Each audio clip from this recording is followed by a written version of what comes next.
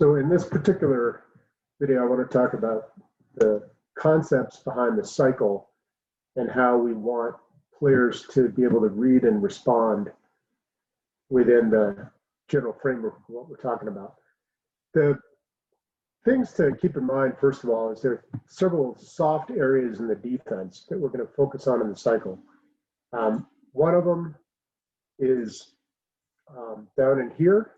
That's a soft area for the low cycle that we're going to talk about. Another one is sort of here along the hash marks. That's going to be used for a scissor or a high cycle. And the third area is below the net. And these are the areas that defensemen generally won't attack particularly aggressively. So we're going to use them as places where we can put the puck and then send our cycle into action. Let's go ahead and get rid of these.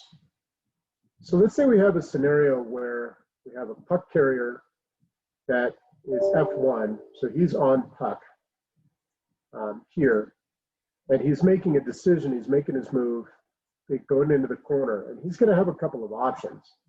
And the other F1 or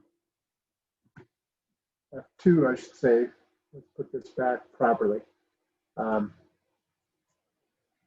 and F3 are going to have to read what F1 is going to do.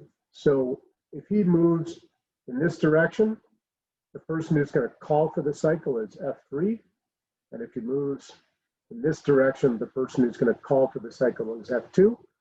But either way, the players are going to have to read and react. So let's say F1 initiates his turn into the corner and then starts moving up the boards. He's going to get shadowed by a defenseman on the inside. So all of our passes are going to be outside along the board. What we get then is F3 is going to see what's going to happen, and he's going to come around behind F1, and it's F3 that's going to be calling for the initiation of the cycle. So F1 can't count on it happening. F2 reads and reacts, and the first thing that F2 is going to do is make themselves available for a shot in the high slot. This is a really important move because it's going to force the defender to play honestly. Otherwise, the defender that was on F2 will team up with the defender that's on F1, and then they'll have a 2-on-1 against our guy. So if F2 moves aggressively into the high slot, it forces the defense to be honest.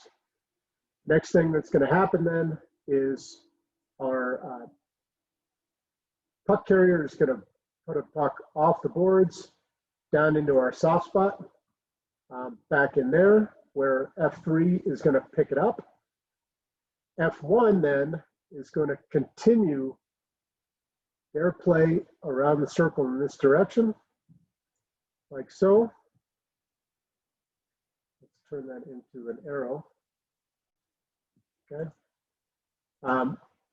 So they're going to move around in this direction and make themselves available for the pass, because now F3 is going to come in, pick up that puck on the boards, and going to continue to follow the play like that. And what they're going to be looking for is to hit a pass out in this direction, or potentially to F2, who has continued their run down to the front of the net. Now, the second half of the cycle, if you get through it the first time, there's nothing that works. F2 is going to read it, and they're going to continue down behind the play, and they're going to be the following. They're going to be the following player, and they can go either in front of or behind the net, and then they're going to come behind, and the same thing's going to happen, where the player's going to bounce that puck back and put it back there so that now F2 can pick it up, initiate the cycle, and keep on going. So all three players are now involved in the cycle. So let me go ahead and sort of walk this through just with the all the arrows off, right? So F1 moves into the boards, and as he's moving this particular direction, F3 is coming in behind them and sliding in behind the play. F2 is moving over into the high slot. As F1 proceeds up, F3 is calling for that pass. So that play gets put behind him, back into the corner. F2 is ready to take that shot, or is also then migrating behind. F3 picks it up, F1 moves around, and then we just keep cycling and cycling and cycling. That's the way that low cycle into that soft area in the corner is supposed to work. Okay? Let's set it up again, where in this case we're going to do what's called a scissor or a high cycle. And they're going to exchange the puck with F2, the high carry. This can also be done with the defenseman. So let's go ahead and throw that in there as a D player who's up on the point.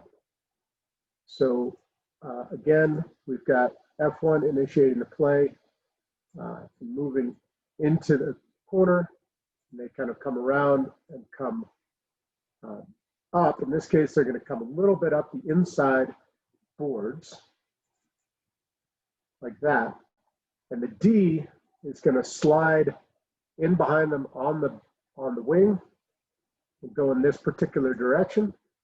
And the idea here is that F1 is going to make a pass backwards to the defenseman like that, at which point F1 will have done his move up to here, and then they will continue out into the high slot. The defenseman will have moved down over here, and now they're looking to make a pass out back to F1. F3 can be either providing an option on the backside or the front side, where they can get themselves down low to set up our triangle offense again. So every time we're going through a cycle, we want to make sure that we keep forming our fundamentals here. So our attack triangles are forming through each time we run through our cycle. In this case, we end up looking something like that. Okay. The last cycle example I want to walk through is what we do behind the net. So we're going to put F1 back here. We'll put F3 back to their position, and F2 is now part of the offense. So we start out in our attack triangle. In this case, F1, instead of moving up the boards, is now moving in this direction behind the net. Okay, like so. And F2 and F3 are seeing it and reacting as well. And so what they're going to be doing, F2 is going to be looping in and following F1 back this way, and F3 is coming out in that direction. So we're cycling in a counterclockwise direction.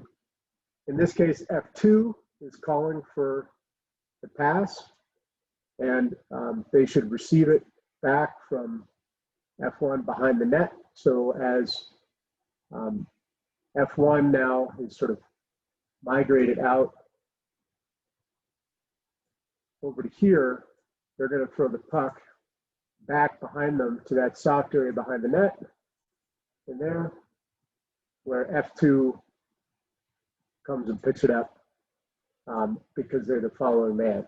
And then F3 is moved out in the position, and then the cycle can continue, or you start looking for passes out to the front, and so on. It's really important that our supporting players in the cycle, F1, F2, and F3, whoever they are always ready and reading and reacting to the play. So in this particular case, let's get our players back into where they were. And what we're going to do is we're going to have F1.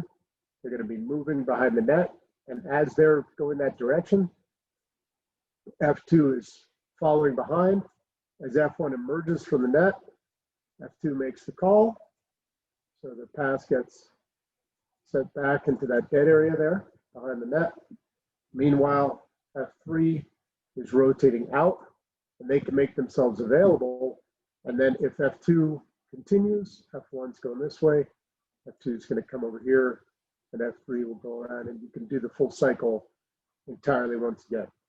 All right, so that's the key understanding of the cycle, is that you're following behind, you're looking for those dead areas behind the net or in the corner or along the sideboards, and that's where we're going to be putting the puck to have the trailer be able to pick up the cycle.